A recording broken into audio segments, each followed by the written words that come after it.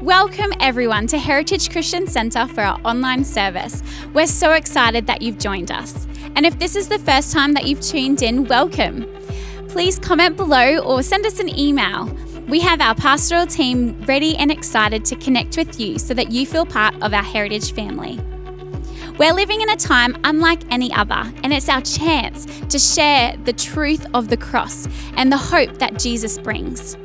So let's get our hearts ready as our worship team leads us, and then we'll hear from Pastor Errol as he continues his series of change and growth.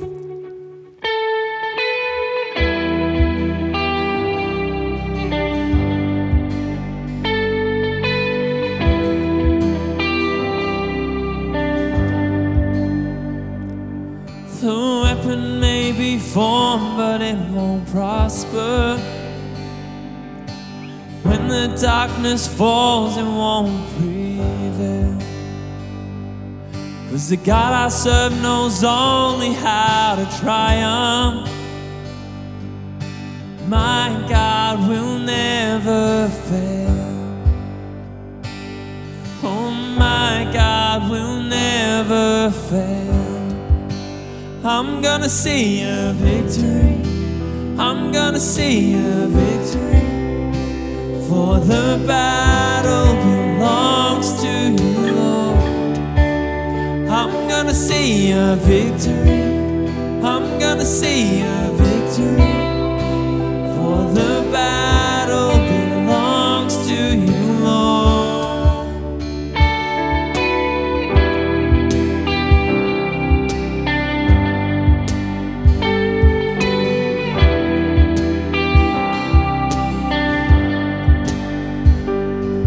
There's power in the mighty name of Jesus. Every war he wages, he will win. I'm not backing down from any giant. I know how this story ends. I know how this story ends.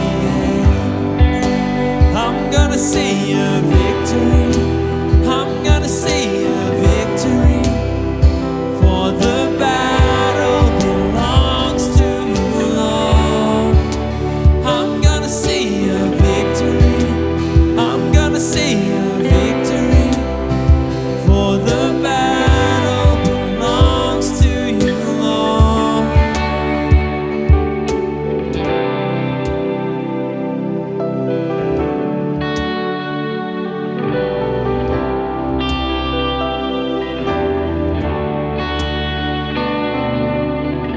You take what the enemy meant for evil, and you turn it for good, and you turn it for good. You take what the enemy meant for evil, and you turn it for good, and you turn it for good. You take what the enemy meant for evil, and you turn it for good, and you turn it for good.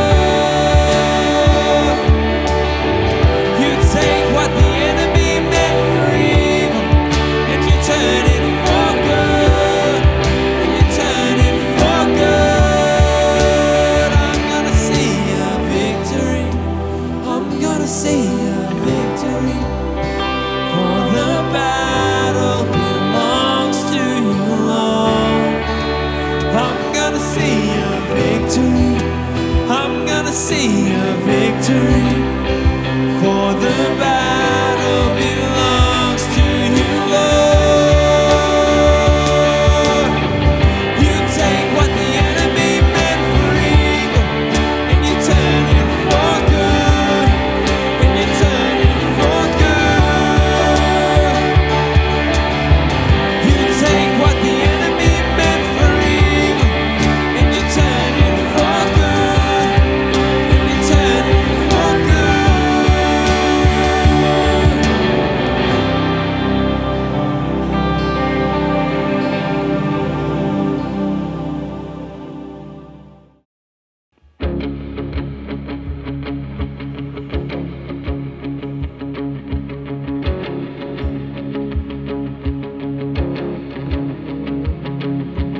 Raise it, hallelujah, in the presence of my enemies. I raise it, hallelujah, louder than the unbelief. I raise it, hallelujah. My weapon is a melody. I raise it, hallelujah. Heaven comes to fight for me. I'm gonna sing in the middle of the storm, louder and louder. You're gonna hear my praises roar. From the ashes, oh, will arise. Death is defeated, the King is alive.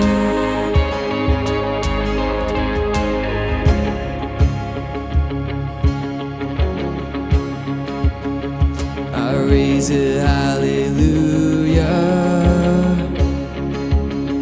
with everything inside of me. Raise it, hallelujah. I will watch the darkness flee. I raise it, hallelujah, in the middle of the mystery. I raise it, hallelujah. Lost your hold on me. I'm gonna sing in the middle of the storm, louder and louder. You're gonna hear my praises roar. Up from the ashes, oh, will defeated. The King is alive.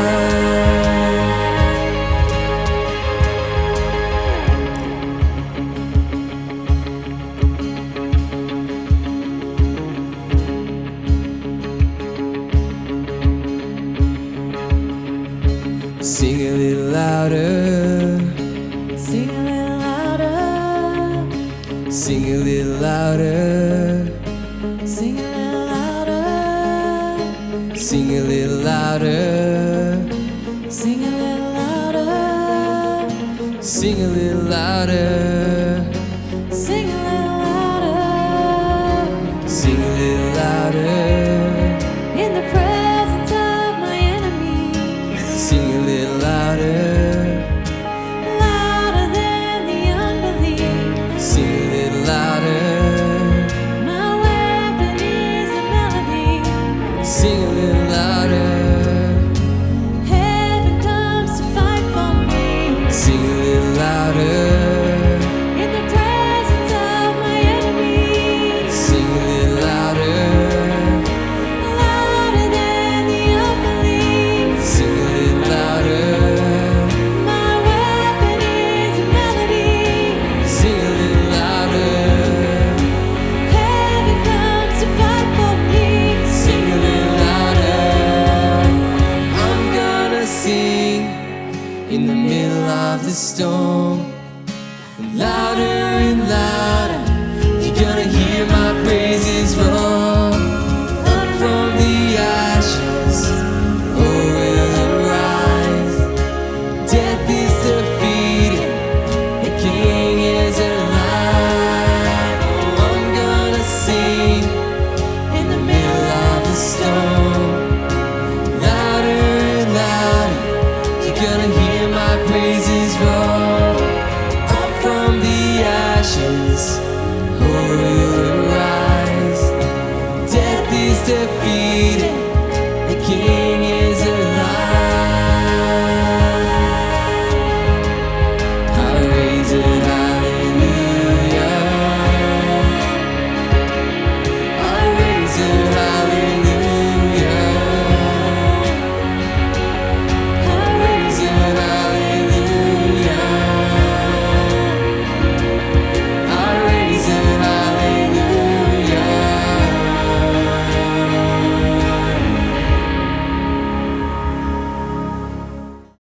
I pray that you have been leaning in and singing and praising God with us today. The word hallelujah means praise the Lord.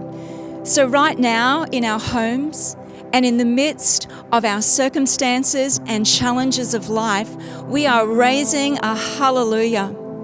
We are praising the Lord Jesus Christ, who is the Almighty One. He is all powerful, who conquered death and is alive. We need to understand that praise from the very depths of our heart is powerful. Praise is a weapon. And when we praise God, we are taking the focus off ourselves and we are magnifying the one who fights for us, who is our deliverer, our provider, our comforter. You know, it's easy to praise and worship God when everything in life is going well. But it takes faith and sacrifice to worship Him when we face challenges. When we choose to praise God in the midst of our storms, I believe that faith and courage and victory rises within our spirit so that we can arise over our fears and our disappointments and our discouragements. So today, let's continue to pour out our praise to Him.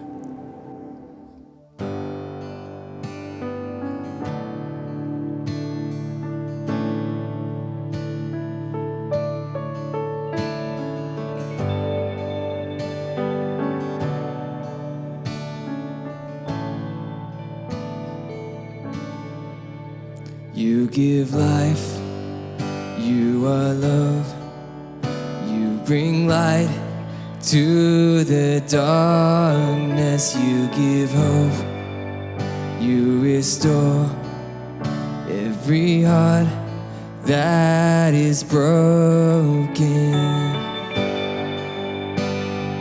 Great are you, Lord. You give life, you are love. You bring light to the darkness. You give hope, you restore every heart that is broken. Great are you, Lord.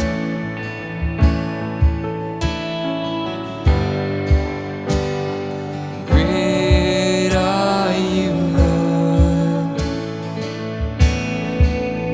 It's your breath in our lungs, so we pour out our praise. We pour out our praise. It's your breath in our lungs, so we pour out our praise to you only.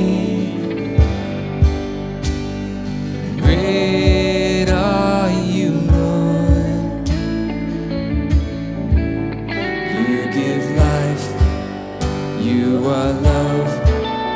You bring light to the darkness. You give hope, you restore every heart that is broken.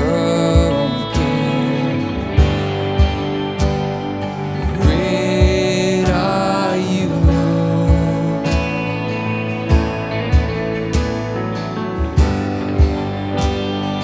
Great are you, Lord. It's your breath in our lungs, so we pour out our praise. We pour out our praise. It's your breath in our lungs, so we pour out our praise to you only. It's your breath in our lungs, so we pour out our praise. We pour out our praise. It's your breath in our lungs, so we pour out our praise to you only. Great are you, Lord.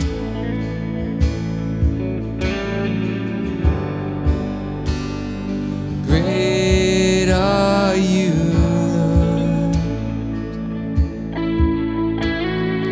All the earth will shout your praise. Our hearts will cry, these bones will sing. Great are you, Lord. All the earth will shout your praise. Our hearts will cry, these bones will sing. Great are you, Lord. All the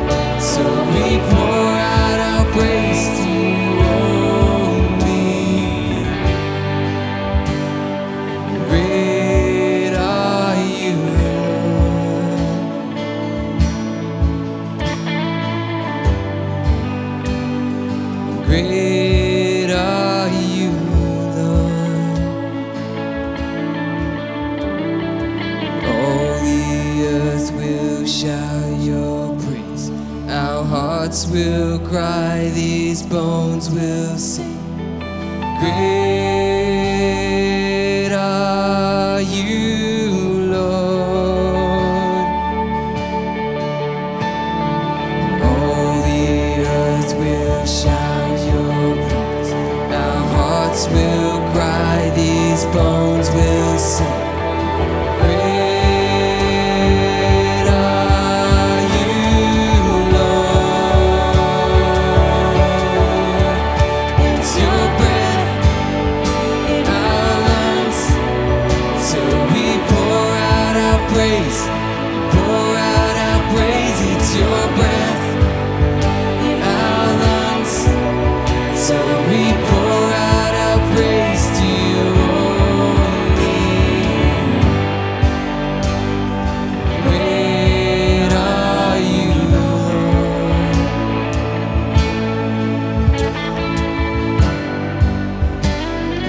Great are you, Lord.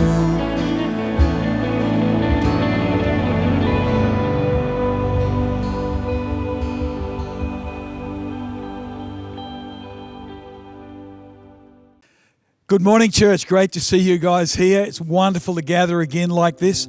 It's difficult in the situations that we live in today. We're aware of the climate of the culture, the distancing laws, and you will see some opportunities in our praise and worship where we've brought in some pre-recorded material before some of the restrictions came in. We just want to make sure that we're ready for worship, ready for praise. And so I want us to be ready this weekend especially, because next Saturday is Anzac Day. It's something that we should never forget as a nation. And I'd ask you, with many other Aussies around the nation, that you get up before 6 a.m, ready for a moment of remembrance out on your driveway or front yard. Maybe get a small boombox and play the last post and the rouse with a minute's silence between them. Follow that with a national anthem or something like that. I know it's early for some, and some people don't even know there are 2 6 o'clocks in a day. Maybe you could encourage your neighbours to do the same. This is an opportunity for us to give honour where honour is due, and maybe put into practice the words that are often said at Anzac Day, lest we forget. We don't want to forget, even though they can't gather. We can't gather for an official service for that. Just like we can't gather for church, we don't want to forget what was done, the price people paid to bring freedom to our nation. And so thank you for them. Thank you to all of those. I encourage you to be involved in that. Let's pray before we start today. Heavenly Father, I thank you for the generosity of your people. I thank you for the faithfulness of the people of God. And I pray that we would become more and more aware of your goodness toward us, that our hearts would reach out to you, that we would know how good you are, and that we might be able to declare it wherever we go. In this season, we would look for and expect to come across opportunities to shine the light of the gospel of Jesus into our world. We ask these things in Jesus' mighty name. Amen. Well, thank you, church. It's so good. We've been doing this series, and just a quick refresh on this series of change and growth. Let's just refresh a moment. Change is inevitable, but growth depends on how we handle change. It's possible to go through a change process, and actually not change. History shows us this, and happens regularly. But what we need to understand is in every major crisis, there will be unexpected problems. But also in every situation, there will be unexpected opportunities.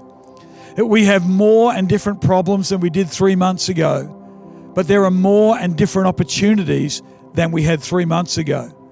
My greatest concern for the church is that after this period of time, of which we've done over a month already, that after this, we could lose our way. We could go back. We could go through a change process and not change. So as we progress through the series, I'm asking and addressing a number of questions that we should take a hold of them, that we should actually apply the change process, which we know will entail pain, but apply it so that we grow. And the first thing we need to realize is that not all change is good, but almost all change can work for good if we allow it. And so my first question that we asked was, what change would we like? And then we asked the question, why would you like to change? Looking at our motive. And today I want to look at how are you going to change? We may have tried and failed to change in the past. And then we ask the question, what are we doing wrong? The answer is we often try to change ourselves through things like spiritual disciplines and codes of conduct and religious activities. But none of these make us more like Jesus. We may indeed need to repent of a proud self-reliance, our attempts at our own righteousness, which we spoke about last week. See, many of us know what Jesus said, which is recorded in Luke 6 and Matthew 12:34. Out of the abundance of the heart, the mouth speaks. We know that, but James also tells us that the actions of our life flow out of the heart. Listen to James 3:13-15. Who is wise and understanding among you? Let him show by good conduct that his works are done in meekness and of wisdom. And if you have bitter and envy and self-seeking, listen, in your hearts, don't boast and lie against the truth. This wisdom does not descend from above, but is earthly. See, it's what comes from our heart. James identifies this. And it's only a heart change that leads to lasting change, because behavior comes from our hearts. A change of heart is the work of God. Our work is to surrender to the God who changes hearts. The Heavenly Father wants to be intimately involved in our lives so that through our circumstances, He can train us in godliness if we respond properly. See, the Son, Jesus, has set us free from both the penalty and the power of sin. So we now live under grace, and grace is the power that changes us for good if we apply it. The Spirit gives us a new attitude towards sin, a new power to change. See, godly change is in the DNA of those who are born of God. Peter tells us this in 2 Peter 1. Some of my favorite passages here, verses 3-4. It says, as His divine power, that's the power of God, the grace of God, as His divine power has given to us all things that pertain to life and godliness through the knowledge of Him who called us, that through these you may be partakers of the divine nature, having escaped the corruption that's in the world through lust. We have a new nature. It's a DNA from God. It's a DNA that allows change to process in our life to bring us into more Christ-likeness. There's a war going on between what used to be our nature, which is now the power of sin in the flesh. It's a war with the new nature within, that birthing of the Spirit of God as children of God. And this old nature, which has had years of influence upon our lives, it impacts our reasoning, our behavior, our habits.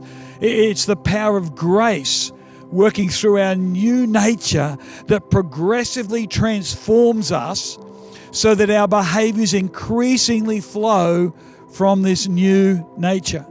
So how do I assist this development of the new nature? I keep my focus on what I want to become.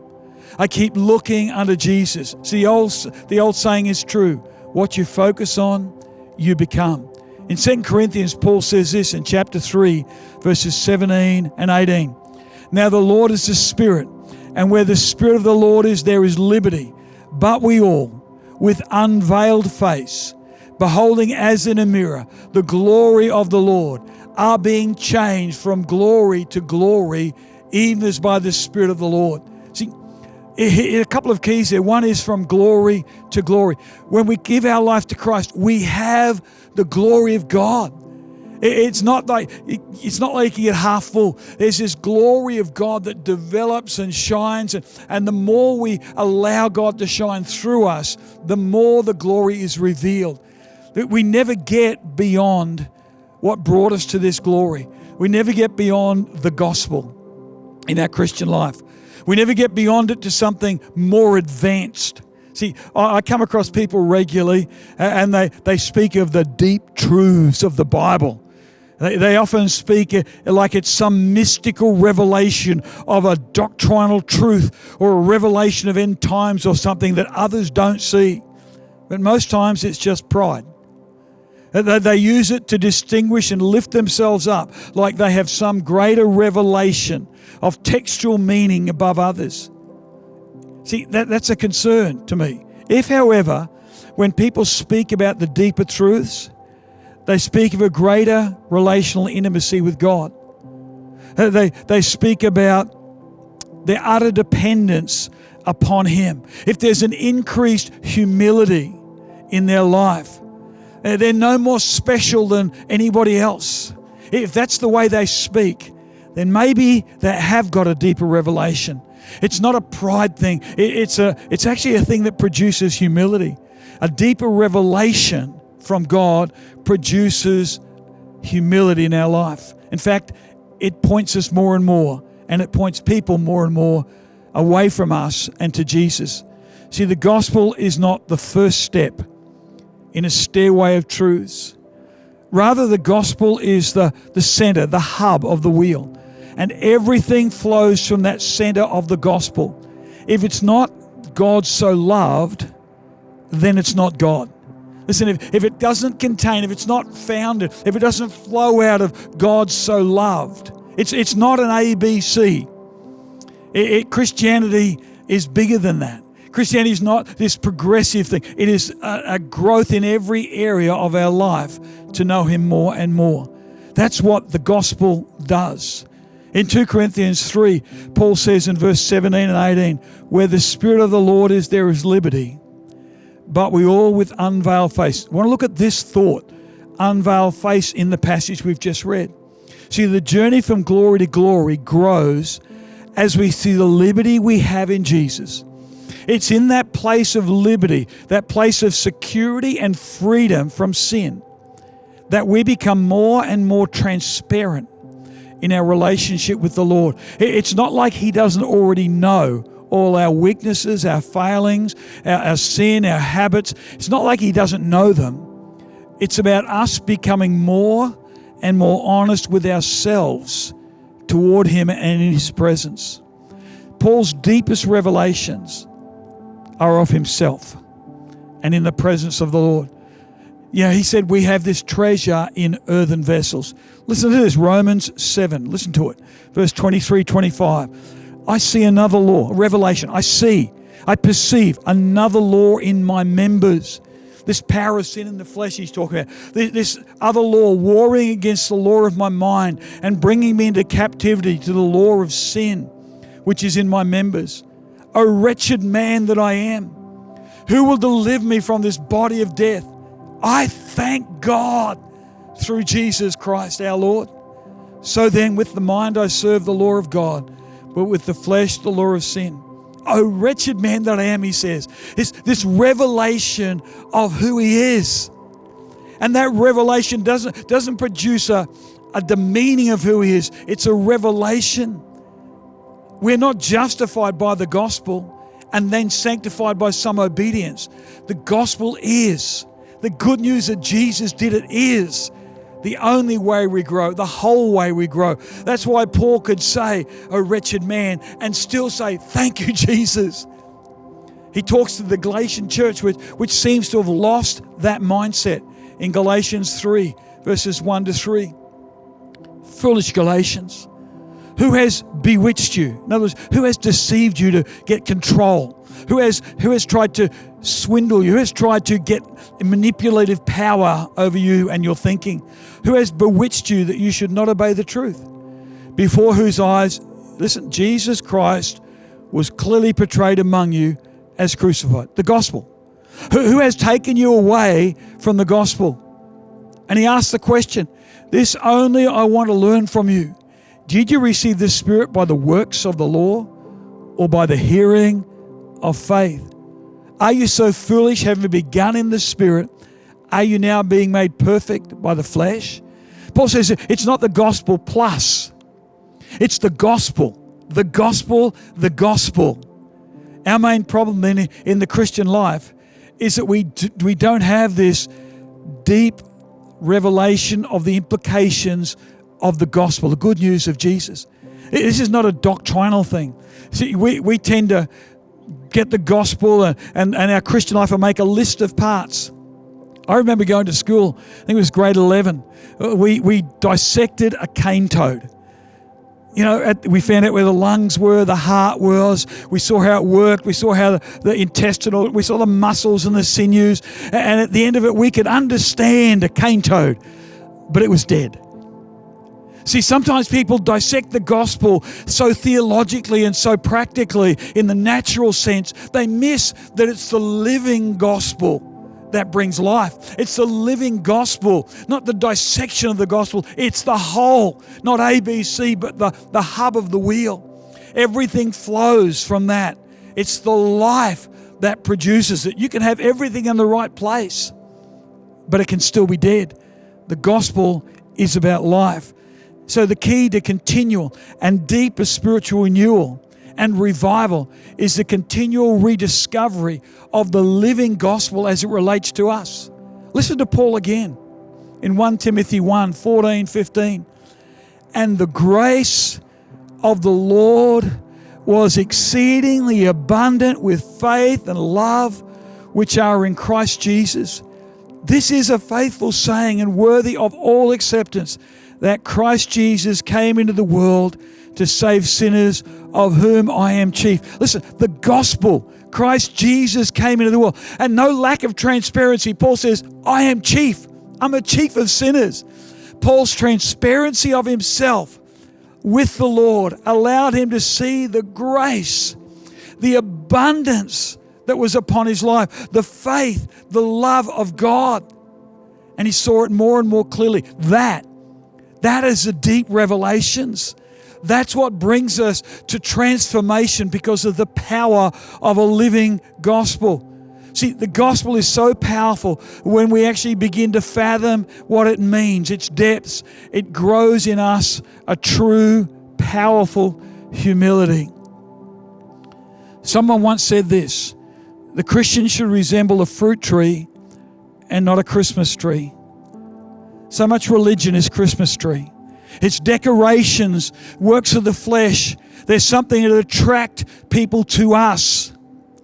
While fruit is something that grows from within and out of the life of the tree, that brings sacrifice of itself for the benefit of others. It's not overly hard. It's just a reality of the natural growth from within that produces fruit. See, decorations focus on appearance, while fruit is a sacrifice that produces health and life and reproduction in others.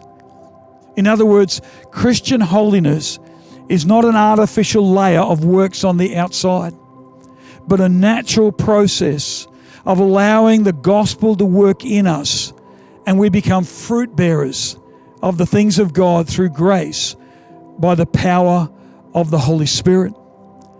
Let me draw this to a conclusion right now with some questions and a couple of comments. Is our holiness something that makes us feel good about ourselves, or is it something that makes us more grateful to the Lord? Does it produce pride or humility? See, Paul, after seeing himself as the chief of sinners, also recognized in 1 Timothy 1:16 that he'd obtained mercy. And in verse 14, he had obtained an abundance of grace. And in verse 12, that the Lord enabled him. And it's from that unveiled face, that where we take off our masks, especially before the Lord, that we actually see ourselves. But we see the amazing grace, the gospel, the good news of what Jesus has done and is continually doing in our lives. Listen to the product of this self-awareness of being chief of sinners. Listen, verse 17 of 1 Timothy 1. The result is, now to the King eternal, immortal, invisible, to God who alone is wise, be honor and glory forever and ever. Amen. See, who gets the glory? Even though we are changed from glory to glory, who gets the glory? As I close, let me agree with Paul in his prayer in Ephesians 3. And let me pray for you. In verses 17 and 19, I pray that Christ may dwell in your hearts through faith, that you, being rooted and grounded in love, may be able to comprehend with all the saints. What is the width and length and depth and height?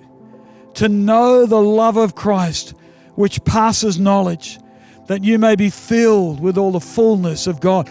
That's the deep revelation. God, I want your people to have the deep revelation of your love, that we might be filled with all your fullness.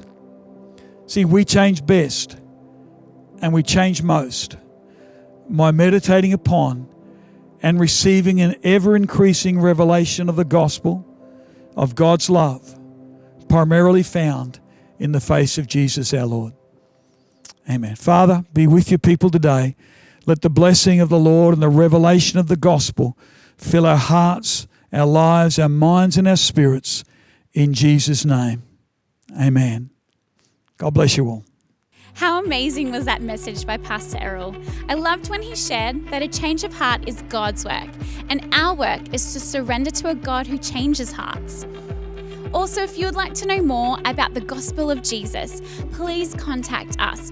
We have our pastoral team ready to connect with you and encourage you on your faith journey. As Pastor Errol said, next Saturday is Anzac Day. So let's all get up early and be out on our driveways by 6 a.m. for a moment of remembrance. You could even encourage your neighbours to join on their driveways. Thank you again for joining, and we look forward to seeing you again next Sunday. God bless.